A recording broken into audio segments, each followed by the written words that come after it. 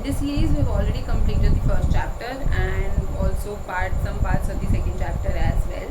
So today we would be continuing the portion of second chapter that is remaining. That is, the chapter we are currently studying is the origin and evolution of Earth. This chapter, we have already talked about the theories of nebular hypothesis, the Big Bang theory. Then we talked about the formation of planets, formation of moon, and from today we will be talking about formation of Earth. Earth क्या? The Earth we see today. Earth तो बन गया था planet के formation के साथ साथ, but जो Earth हम आज देख रहे हैं जिसमें पानी है, mountains हैं, lands, ocean, water, seas, continents, ये सब कब बना, कैसे बना, and for all this we will be seeing the formation of planets, formation of अर्थ को हम बहुत डिटेल में पढ़ेंगे. अर्थ में अलग अलग लेयर्स कैसे बनी, एटमॉस्फेयर कैसे बने. तो जब शुरू हुआ था, जब प्लैनेट बने थे सबसे पहले केस में, तो जो अर्थ था एक बहुत ही बैरन का मतलब होता है बंजर, बैरन प्लैनेट था. रॉकी पत्थर इलाका था और हॉट, काफ़ी ज़्यादा गर्मी थी इसमें. और एक बस एटमॉस्फेयर में हवा में हाइड्रोजन और हीलियम के अलावा कुछ भी नहीं था. आज की डेट में आप देखो ऑक्सीजन है, कार्बन डाइऑक्साइड है, मीथेन है, नाइट्रोजन है, इतने मल्टीपल गैसेस आपको देखने को मिलती हैं. बट ऐसा हमेशा से नहीं था. एक प्रोसेस, बहुत सारी चीज़ें हुई, सीरीज ऑफ इवेंट्स हुए, जिसकी वजह से अर्थ एक बैरन, रॉकी, हॉट प्लैनेट से आज की डेट में one of the most beautiful planets of this universe turn होकर आया है. मोस्ट ब्यूटीफुल मतलब क्योंकि हमने देखा है इसलिए हम बोल रहे हैं. So it is one of the most beautiful planet earth. किस तरह से बना, इस पूरे प्रोसेस लगे 4600 मिलियन ईयर्स अगो से लेकर आज तक टिल प्रेजेंट कंटिन्यूसली यहाँ पे अलग अलग फॉर्मेशन हो रही हैं, अलग अलग चीज़ें बन रही हैं. Continuous process, geographical process, physical geography is always continuous, कभी नहीं रुकती है. यूनिवर्स के केस में भी हमने देखा था that formation of universe is never ending. हमेशा यूनिवर्स जो है वो एक्सपैंड करता रहता है. जो अर्थ है, जो layer of structure of earth है, ये काफ़ी सारे लेयर्स में है. अगर आप अर्थ को वर्टिकली उसमें गड्ढा खोदोगे तो आपको देखेगा कि काफ़ी सारी लेयर्स हैं अर्थ की. अभी इन लेयर्स के बारे में हम आगे आने वाले चैप्टर्स में पढ़ेंगे. इसको बोलते हैं कोर, मैंटल एंड इस तरह से जो जितनी भी हमारी लेयर्स है इसको क्रस्ट बोलते हैं. क्रस्ट, मेंटल, कोर या फिर कोर, मैंटल, क्रस्ट आप कुछ भी बोल सकते हो. एंड क्रस्ट और इसकी भी फिर अलग अलग लेयर होती है. लोअर क्रस्ट, अपर क्रस्ट, मेंटल की भी है स्पॉन्जिस्फेयर, और इनर मेंटल, कोर की भी इनर कोर, आउटर कोर. तो इस तरह से बहुत सारी अलग अलग लेयर्स हैं. इन सारी अलग अलग लेयर्स में फिर इसके ऊपर, अर्थ के ऊपर हमारा एक बड़ा सा ब्लैंकेट जिसे कहते हैं, ब्लैंकेट एटमॉस्फेयर को कहते हैं, ब्लैंकेट ऑफ गैसेस, ब्लैंकेट है अर्थ का, जिसमें बहुत सारी अलग अलग गैसेस हैं. हम अगर देखें तो एटमॉस्फेयर की भी लेयर होती है, अगर आपने बचपन में पढ़ी हो तो. ट्रोपोस्फेयर, स्ट्रेटोस्फेयर, मीजोस्फेयर, आयनोस्फेयर और थर्मोस्फेयर, एग्जॉस्फेयर. इस तरह से हमारी बहुत सारी एटमॉस्फेयर की भी लेयर्स होती हैं. और इन सबको जब हम पढ़ेंगे, हम अर्थ में इन सब चीज़ों के बारे में एवरीथिंग स्टडी इन डिटेल. जो मटेरियल है, हर जो गैसेस हो गई, जो यहाँ पे सबसे लीस्ट हम पढ़ा था, सबसे कम डेंसिटी किसकी होती है, लीस्ट डेंसिटी होती है गैसेस की. तो गैसेस की सबसे ज़्यादा डेंसिटी है. जो डेंसिटी है धीरे धीरे करके इंक्रीज होती जाएगी. जितना ज़्यादा हम इनर घुसते जाएंगे, जो डेंसिटी है कहीं कम ज़्यादा हर जगह सेम नहीं होगी, क्योंकि इसके अंदर भी कुछ ऐसी लेयर्स हैं जैसे कि एस्थेनोस्फेयर जो है ये लिक्विड लेयर है, तो यहाँ फिर डेंसिटी कम हो जाएगी. तो डेंसिटी चेंज होती रहती है. इन पूरी जितनी भी लेयर्स हैं इनकी अलग अलग डेंसिटी है, सबकी अलग अलग मटेरियल है. कहीं आपको आयरन मिलेगा, कहीं आपको निकेल मिलेगा, कहीं आपको सिलिकॉन मिलेगा, कहीं मैग्नीशियम मिलेगा, कहीं एल्यूमिनियम मिलेगा. इन सबको अलग अलग लेयर्स हैं इसकी. इन सब की अलग अलग फीचर्स हैं, अलग अलग कैरेक्टरिस्टिक्स हैं about these different materials. So this was about evolution of. अभी हम इन सब लेयर्स को डिटेल में पढ़ेंगे कि किस तरह से ये लिथोस्फेयर बना, किस तरह से एटमॉस्फेयर बना. एटमॉस्फेयर बनने के बाद पानी कैसे आया, वाटर कैसे आया, लैंड कैसे आया, पानी आ गया तो लाइफ कैसे आई, लोग कैसे आए, मैं, आप, जानवर, कुछ भी कैसे, कौन सबसे पहले आया, मछली, जानवर. अभी इन दिस केस आपको एक जो हमारा नोशन हमारे बचपन से सिखाया जाता है, भगवान की बनाई हुई धरती है, सब कुछ भगवान ने बनाया है. तो इसको थोड़ा दिमाग से निकालना पड़ेगा. ये हम बिल्कुल प्रैक्टिकल तरीके से देखेंगे कि क्या हुआ था. हमने जैसे देखा बिग बैंग थ्योरी, यूनिवर्स किस तरह से ओरिजिनेट हुआ, कुछ ब्लास्ट हुआ जिसकी वजह से ये सारी चीज़ें हुई. There was a big bang. हमने देखा मून कैसे बना, एक स्प्लैट की वजह से, बिग स्प्लैट की वजह से. Now we will be seeing every detail of the physical features of formation of earth. Talking about the evolution of lithosphere. Lithosphere का बहुत सिंपल सा मतलब होता है everything which is related to the land. ज़मीन से जितनी भी रिलेटेड है, लैंड कैसे बना उसको हम लिथोस्फेयर बोलते हैं. तो ये जो फॉर्मेशन ऑफ लिथोस्फेयर है ये काफ़ी सारे स्टेजेस में हम इसको पूरे को देखेंगे अभी. बट फर्स्ट लाइन में इन्होंने लिखा हुआ है जो अर्थ प्रीमॉर्डियल स्टेज में थी. प्रीमॉर्डियल स्टेज का मतलब होता है बिगनिंग ऑफ टाइम को हम बोलते हैं प्रीमॉर्डियल स्टेज. प्रीमॉर्डियल स्टेज मतलब जब शुरुआत, टाइम की शुरुआत हुई थी उसी को हम बोलते हैं प्रीमॉर्डियल स्टेज. अब इस प्रीमॉर्डियल स्टेज में जो अर्थ थी वो काफ़ी वॉलेटाइल थी. वॉलेटाइल का मतलब कंटिन्यूसली जो चेंजिंग प्रोसेस था वो कंटिन्यूसली हो रहा था. कभी कुछ चेंज हो रहा था, कभी कहीं से एवरीवेयर, कहीं फॉर्मेशन हो रही थी, कहीं डिग्रेडेशन हो रही थी, कहीं इरोजन हो रहा था. The process was going on. तो प्राइमोर्डियल स्टेज में जो अर्थ थी काफ़ी वॉलेटाइल थी. धीरे धीरे क्या हुआ, डेंसिटी इंक्रीज होने के कारण. किस चीज़ के कारण? डेंसिटी मतलब मैंने बहुत अच्छे से, आप डेंसिटी टर्म को पहले समझ लीजिए. डेंसिटी का मतलब होता है जो एटम्स हो, किसी भी हर चीज़ आपको पता है एटम्स की बनी होती है. तो जितने ज़्यादा एटम्स आपके क्लोजली रिलेटेड होंगे उसको हम डेंसिटी बोलते हैं. जितने ज़्यादा एटम्स आपके दूर दूर होंगे उसकी डेंसिटी उतनी ज़्यादा कम होगी. जितनी एटम्स पास उतनी ज़्यादा डेंसिटी, जितने एटम्स दूर उतनी कम डेंसिटी. सबसे हाईएस्ट डेंसिटी सॉलिड में होती है. सॉलिड के पार्टिकल्स तभी तो हार्ड होते हैं ना. सॉलिड हार्ड क्यों है? क्योंकि उसके एटम्स बहुत एक दूसरे से क्लोजली पैक्ड हैं. फिर वाटर की होती है और फिर थर्ड होती है गैसेस की, जिसमें जो मटीरियल होता है वो काफ़ी ज़्यादा दूर दूर होता है. एंड डेंसिटी सबसे ज़्यादा कम होती है गैसेस के केस में. सो जैसे जैसे प्रीमॉर्डियल स्टेज में जो अर्थ थी इसकी जो डेंसिटी थी वो इंक्रीज होती जा रही थी. डेंसिटी के इंक्रीज होने की वजह से क्या होने लगा, टेम्परेचर इंक्रीज होने लग गया. डेंसिटी क्यों इंक्रीज हो रही थी? सोलर विंड्स की वजह से गर्मी बहुत ज़्यादा बढ़ती जा रही थी. तो इसकी वजह से जो डेंसिटी था वो इंक्रीज होता जा रहा था. डेंसिटी बढ़ रहा था तो उसकी वजह से धीरे धीरे टेम्परेचर इंक्रीज होने लगा. टेम्परेचर के इंक्रीज जैसे जैसे क्या होगा, टेम्परेचर जैसे कि आप भी कोई चीज़ को गर्म करने के लिए रखते हैं तो उसमें क्या होता है, जैसे आपने पानी गर्म करा तो जब आप पानी बहुत ज़्यादा ओवर हीट के कारण क्या होता है, पानी सारा उड़ जाता है. उसमें से जो सॉल्ट पार्टिकल्स होते हैं वो हमें मिल जाते हैं और उससे हमारा नमक बन जाता है.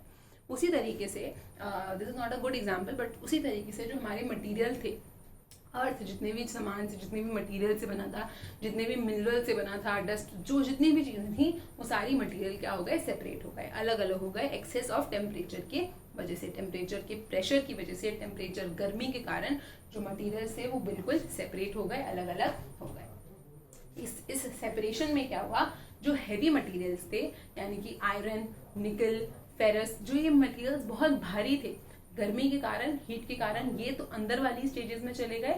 और जो लाइटर मटेरियल थे जैसे कि सिलिका, एल्यूमिनियम, मैग्नीशियम, ये लाइट मटेरियल थे, ये आपके आउटर लेयर में सरफेस मार्जिन पे आकर सेटल हो गए थे. फिर जो धीरे धीरे करके क्या होने लगा, ये कूल हो गया और इसका साइज जो था अर्थ का वो रिड्यूस होने लगा. ठंडी हो गई ज़मीन जल्दी. आप जैसे हम गर्मी में बहुत ज़्यादा ठंड लगती है तो हम अपने आप को श्रिंक कर लेते हैं, छोटा कर लेते हैं. तो ये सारे फिनोमेना इसी तरह से वर्क करते हैं. जब जैसे जैसे कूल डाउन होने लगा, टेम्परेचर कम हुआ, उस पर कूल डाउन हुआ और ये जो साइज था वो श्रिंक हो गया. और लेटर इसी की वजह से क्रस्ट फॉर्मेशन हुआ. जो गैप्स थे ये फिल हो गए, श्रंक हो गए और इसकी वजह से क्रस्ट फॉर्म हो गया. अभी मैम इतनी ज़्यादा हीट कैसे बढ़ी, टेम्परेचर कैसे इंक्रीज हुआ, याद करो, ग्रेट इम्पैक्ट स्प्लैट आया था जिसकी वजह से मून अलग हुआ था. तो अर्थ को इतनी बहुत एक्सेस में एनर्जी मिली थी जब ये स्प्लैट हुआ था और उसकी वजह से जिसको हम कहते हैं जाइंट इम्पैक्ट. और इस जाइंट इम्पैक्ट जिसकी वजह से मून अलग हुआ था, अर्थ का जो टेम्परेचर था वो और ज़्यादा बढ़ गया. और टेम्परेचर बढ़ने के कारण जो चीज़ें थी वो लेयर्ड हो गई. अभी फर्स्ट केस में मटीरियल अलग अलग हुआ, बस डिफरेंट हुआ. जो मटीरियल एक साथ मिला हुआ था, अलग अलग मिनरल्स, मटेरियल्स अलग अलग हुए. इस केस में लेयर्ड हो गए. लेयर्ड हो गए मतलब पहले कोर बन गई, सबसे नीचे इनर कोर, फिर उसके ऊपर आउटर कोर, फिर मैंटल और फिर क्रस्ट. इसका स्ट्रक्चर कुछ इस तरह से होता है कि ये आपकी कोर, इनर कोर, उसके ऊपर आउटर कोर, उसके ऊपर आपका मेंटल, उसके ऊपर आपका क्रस्ट. ये आपकी पूरी अर्थ जो हम खड़े हैं वो यहाँ पे खड़े हैं. क्रस्ट में भी आउटर क्रस्ट, इनर क्रस्ट होता है, मेंटल में भी इनर मेंटल, आउटर मेंटल होता है. हम जो खड़े हैं ह्यूमन बींग्स वो यहाँ पे खड़े हुए हैं आपके क्रस्ट वाले पोर्शन में. सो दैट इज वाई इसको हम ये जो लेयर मटीरियल अलग अलग हो गया. अब जैसे कि आपने एक बोरी ली है और बोरी में आपने बहुत सारी आयरन भी डाल दिया, मैग्नीशियम भी डाल दिया, एल्यूमिनियम भी डाल दिया, ये सब कुछ अलग अलग तो इसी स्टेज में हो गया था। ये लेयर्स में कब लगा? इस वाली स्टेज में जाइंट इम्पैक्ट आया, जब हीट फिर से हमको हीट मिली, उसके बाद ये सारी चीज़ें लेयर में चेंज हो गई, inner core, outer core, mantle, crust. फिर ये जो हमारी डेंसिटी है वो डेप्थ के साथ साथ इंक्रीज होती रही। जनरल सी बात है, हैवी है मतलब उनके ज़्यादा एटम्स क्लोजली पैक्ड होंगे, तो अंदर की साइड इनर कोर में सबसे ज़्यादा डेंसिटी होगी, आउटर कोर में उससे कम, मैंटल में उससे कम, क्रस्ट में उससे कम। तो जो डेंसिटी है वो डेप्थ के साथ साथ इंक्रीज होती रहती है, डेप्थ के साथ साथ इंक्रीज होती रहती है। मतलब अब जितना ज़्यादा ज़मीन में खोदते जाओगे, जो डेंसिटी होगी सामान की, मटीरियल की, चीज़ों की, वो आपकी इंक्रीज होती जाएगी with depth. This was about the evolution of lithosphere. इस तरीके से हमारी जो ज़मीन थी, इसके देखो ना ये बन गई, फॉर्मेशन हो गया, inner core, crust, outer core, mantle की वजह से हमारा इस तरीके से हमारी लिथोस्फीयर की फॉर्मेशन होती है। अभी ज़मीन बन गई, इसके ऊपर का एटमॉस्फेयर बनेगा, एटमॉस्फेयर बन जाएगा, उसके बाद आपकी लाइफ फॉर्म की बात होगी। So in this line next up we have the formation of atmosphere and hydrosphere. So ये थोड़े से इसमें बहुत सारे कॉम्प्लिकेटेड टर्म्स आने वाले हैं और थोड़ी सी चीज़ें आप लोगों को will have to imagine it, तब जाके आपको चीज़ें समझ में आएंगी। So please be careful while learning about this. तो ये जो हमारी आज के डेट में आप देखते हैं जो हमारा एटमॉस्फेयर है, जनरली इसमें दो गैसेज हैं सबसे ज़्यादा, वो है आपकी नाइट्रोजन और ऑक्सीजन। तो ये जो नाइट्रोजन और ऑक्सीजन हमेशा से नहीं थी, पहले जो ये भी एक प्रोसेस के साथ इवॉल्व हुई है। सो हम देखेंगे कि किस तरह से जो हमारा एटमॉस्फेयर था वो इवॉल्व हुआ है। एटमॉस्फेयर के इवॉल्व होने की 3 स्टेजेस हैं, 3 स्टेजेस में एटमॉस्फेयर का एवोल्यूशन हुआ है। तो जो फर्स्ट स्टेज है हमारी, इसमें हमारा सबसे पहले जो हमारी फर्स्ट स्टेज थी, इसमें हमारा loss of primordial atmosphere. Loss of primordial atmosphere का मतलब ये है कि वो एटमॉस्फेयर जो हमारे अर्थ में एग्जिस्ट कर रहा था फ्रॉम जो शुरू से ना बिगनिंग ऑफ टाइम से जो एटमॉस्फेयर एग्जिस्ट कर रहा था, उसका लॉस हुआ। लॉस कैसे हुआ? मतलब वो जो एटमॉस्फेयर था वो पूरी तरीके से खत्म हुआ। वो किस तरह से खत्म होगा? जो हमारी हाइड्रोजन जो एटमॉस्फेयर था वो किसका बना था? Hydrogen, helium. जब से पढ़ रहे हैं स्टार्टिंग से ही कि जो सबसे ज़्यादा मेन गैसेस थी वो थी हाइड्रोजन और हीलियम। ये दोनों गैसेस खत्म हो गई सोलर विंड की वजह से। सोलर विंड मतलब जो सन की वजह से बहुत तेज़ सनरेज जो पड़ रही थी, उनकी वजह से ये जो गैसेस थी हाइड्रोजन और हीलियम, ये खत्म हो गई बिल्कुल हर तरीके से। और not just in earth, but ये जो सोलर विंड्स के कारण सारे जितने भी टेरेस्ट्रियल प्लैनेट्स हैं आपके, कौन से हैं?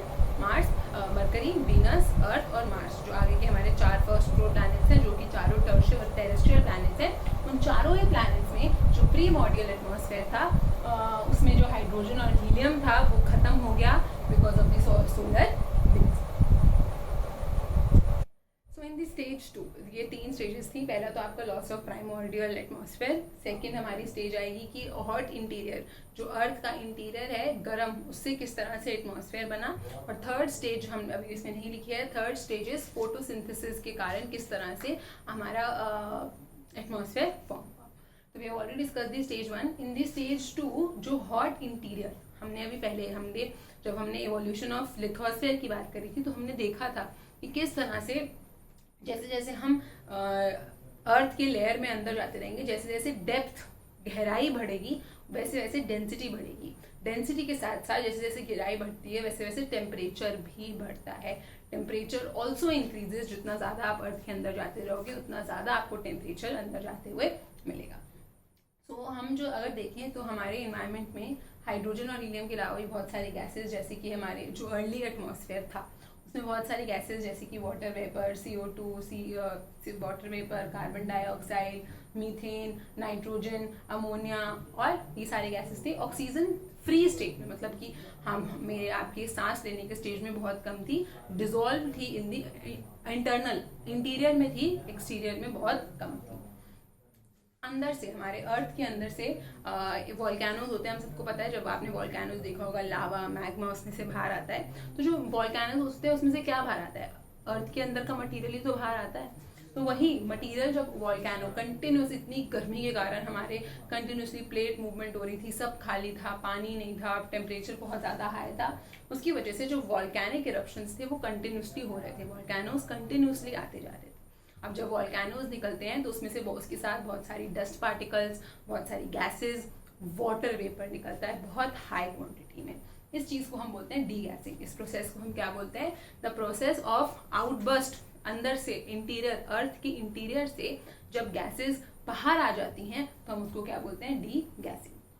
समझ में आया? ये सारी कुछ थी, और वॉल्केनिक इरप्शंस के कारण वाटर वेपर और जितनी भी गैसेस थी अर्थ के बाहर आई, इंटीरियर में आई, एक्सटीरियर में आई, जिस प्रोसेस को हम क्या बोलते हैं? D guessing. जैसे जैसे कूलिंग स्टार्ट हुआ, जो हमारा टेम्परेचर था कम होने लग गया, इसका ठंडा हो जाएगा तो क्या होगा? कंडेंसेशन होगी। कंडेंसेशन का प्रोसेस थोड़ा सा आपको बता देते हैं। कंडेंसेशन क्या होता है? बादल के बनने को कंडेंसेशन कहते हैं। कंडेंसेशन कैसे होती है, ये पूरा प्रोसेस हम पूरी फिजिकल ज्योग्राफी में देखेंगे। कंडेंसेशन कैसे होता है, इवेपोरेशन कैसे होता है, प्रेसिपिटेशन कैसे होता है, बट क्योंकि यहाँ पे टर्म आया है तो इसलिए मैं आपको पहले थोड़ा सा ब्रीफ में बताना चाहूँगी व्हाट इज कंडेंसेशन। जब आपने एक पानी आपका यहाँ से इवेपोरेट हो जाएगा ऊपर। अभी इवेपोरेशन क्यों हो रहा है? टेम्परेचर के हाई होने की वजह से। गर्मी है इसीलिए पानी जो है वो एनवायरनमेंट में जाता जा रहा है। एनवायरनमेंट में क्यों जाता है? क्योंकि एटमॉस्फेयर में जगह होती है। मैंने बात करा था, मैंने आपको बताया था कि जो एटमॉस्फेयर होता है उसमें जो एटम पार्टिकल्स होते हैं वो बहुत दूर दूर होते हैं, तो ये जो स्पेस होती है ये खाली होती है। जब पानी गर्म होता है, हीट होती है, वाटर होती है, तो जब वो हीट के कारण वाटर वेपर बनता है तो वो इन स्पेसिस को फिल कर लेता है, जिसकी वजह से आपके एटमॉस्फेयर में क्या हो जाती है? ह्यूमिडिटी, चिपचिपाहट जिसको आप बोलते हो, ह्यूमिडिटी इंक्रीज हो जाती है। फिर क्योंकि गर्मी है, फिर क्या होता है? ये जो हवा है, हवा ऊपर मूव करती है, ऊपर मूव करती है, ऊपर मूव करती है। जैसे जैसे हवा ऊपर जाती रहेगी, ऊपर का टेम्परेचर कम है कंपेयर टू दी नीचे का टेम्परेचर। यहाँ पे टेम्परेचर जो है वो ज़्यादा है। जैसे जैसे आप ऊपर जाते रहोगे, जैसे आप माउंटेन्स में हो जाता है, आपको ठंडी हवा आती है, इवन छत पे आपको अच्छा लगता है। सो हवा के कारण क्या होता है? ये जो ह्यूमिडिटी, ये जो ये गैस ये बना था, ये जब ऐसे का ऐसा ऊपर जाता है तो ये क्या बन जाता है? ये क्लाउड बन जाता है। इसको हम बोलते हैं कंडेंसेशन। तो कंडेंसेशन के लिए टेम्परेचर का चेंज होना बहुत जरूरी है। वही हुआ है यहाँ पे, गैसेस बाहर आ गई थी पर अभी टेम्परेचर ज़्यादा था। जैसे जैसे कूलिंग शुरू हुई, टेम्परेचर कम होना शुरू हुआ, तो ये इनका कंडेंसेशन, वाटर वेपर तो था ही, इनका कंडेंसेशन होना शुरू हुआ। कंडेंसेशन होगा तो एक पॉइंट के बाद क्या होता है? जो बादल होता है ये इतना सारा, अपने इसकी भी पॉइंट होती है, भर जाता है, पूरा भर जाता है, पूरा भर जाता है, फिर ये इतना हैवी हो जाता है, फिर ये करता है बारिश। वही हुआ कंडेंसेशन के कारण। कंडेंसेशन के कारण बारिश हुई। आप एक इमेजिन करो, हमारा जो जनरली सबसे ज़्यादा मैक्सिमम क्वांटिटी में जो हमारी गैस थी वो थी हमारी कार्बन डाइऑक्साइड, CO2। आप इमेजिन करो हर जगह लेयर में CO2। हम तो रह ही नहीं पाते, हम तो CO2 इनहेल ही नहीं कर पाते, हम ऑक्सीजन से चलते हैं ना, तो हमारी CO2 तो हमारे किसी काम की नहीं है। तो क्या हुआ? जब ये कंडेंसेशन हुआ तो एटमॉस्फेयर में जितनी भी CO2 थी, हार्मफुल गैसेज हो गई, CH4, नाइट्रो, जो भी जितनी भी गैसेस थी, जितनी भी हार्मफुल गैसेस थी, वो पानी के साथ डिजॉल्व हो गई और हमारे अंदर मिट्टी में चली गई। जब ये डिजॉल्व हो गई तो जगह खाली हो गई। तो जैसे जैसे टेम्परेचर कम होता गया, जैसे जैसे CO2 जो कार्बन डाइऑक्साइड थी वो पानी के साथ, रेन वाटर के साथ मिल गई। इसकी वजह से और ज़्यादा बारिश, जितनी ज़्यादा बारिश होती है हमारा टेम्परेचर कम हो जाता है ना। आपको बहुत ज़्यादा अगर गर्मी लग रही हो तो एक आध दिन बारिश हो जाए तो मौसम काफ़ी अच्छा सा हो जाता है। तो वही हुआ, रेन वाटर के कारण जो टेम्परेचर था, CO2 क्या करता है? कार्बन डाइऑक्साइड क्या करती है? कार्बन डाइऑक्साइड हीट को ट्रैप करके रखती है, इसलिए इसको ग्लोबल वार्मिंग गैस ही बोला जाता है, ग्रीन हाउस गैस बोला जाता है। क्योंकि ये क्या करती है? जब सनलाइट आती है तो उसको अंदर तो आने देती है बट बाहर नहीं जाने देती है वापस। तो अभी क्या हुआ? ये CO2 पूरी डिजॉल्व हो गई, बारिश के साथ ये CO2 डिजॉल्व हो गया, जिसकी वजह से टेम्परेचर कम हो गया, क्योंकि होल्ड करने के लिए कुछ था ही नहीं। सनलाइट आ रही थी बट वो होल्ड नहीं हो रही थी, तो इसकी वजह से टेम्परेचर कम हो गया। टेम्परेचर कम हो जाएगा तो फिर से क्या होगा? कंडेंसेशन होगा। कंडेंसेशन होगा तो रेन होगी। अभी क्या हुआ? जब ये बारिश होना शुरू हुई तो ये जो हमारा, हमने पिछले बार में पढ़ा था, जो अर्थ था एक रॉकी बैरन लैंड था, तो इसके में जो जो जगह थी, जो स्पेसिस थे, जो गड्ढे थे, जो डिप्रेशंस थी, उन सब में क्या भर गया? पानी भर गया। क्या भर गया? पानी भर गया। और इसके वजह से फॉर्मेशन ऑफ ओशंस हुआ। इसकी वजह से फॉर्मेशन ऑफ ओशंस हुआ। तो आज की डेट में आप जितनी भी लैंडफॉर्म्स अपने आसपास देखते हो, उसमें से सबसे पहले बनने वाली चीज़ कौन सी है? ओशन। अर्थ के बनने के 500 मिलियन साल के अंदर अंदर, विद इन 500 मिलियन ईयर्स, हमारे ओशंस की फॉर्मेशन हो चुकी थी।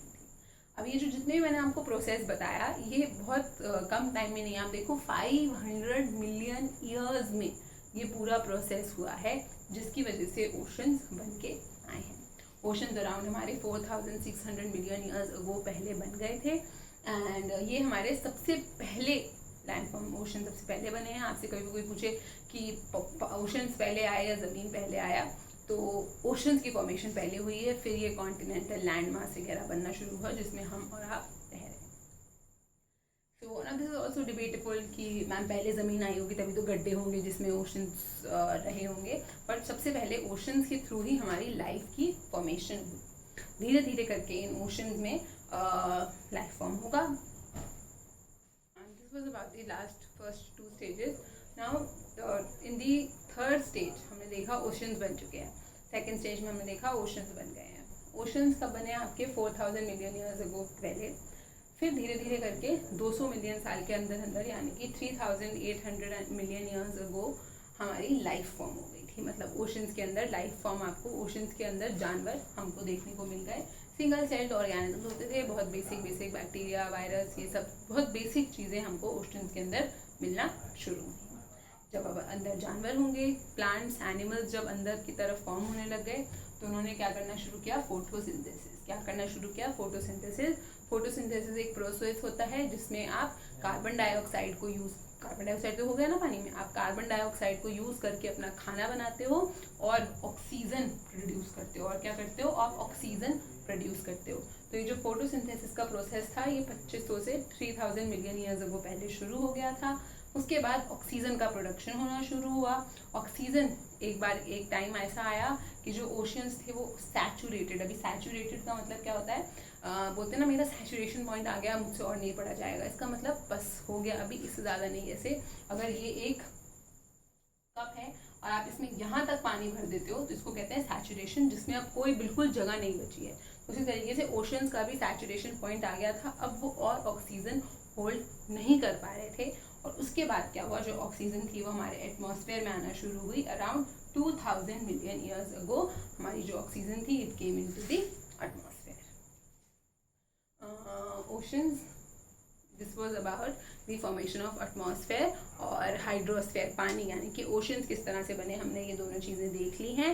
And that's it for today. बहुत थोड़ा सा पोर्शन बचा है इस चैप्टर का जो कि अब हम कल की क्लास में कंटिन्यू करेंगे। And we would be, because I understand this chapter is little heavy, इसमें काफ़ी सारे थोड़े से टर्म्स हैं, तो हम इस चैप्टर को एक बार पूरा स्टार्टिंग से रिविजन भी कर लेंगे in the tomorrow's class. So if you like the session, please hit the like button, do subscribe the channel, and your comments, compliments and suggestions are highly welcomed. Please take care and have a good day.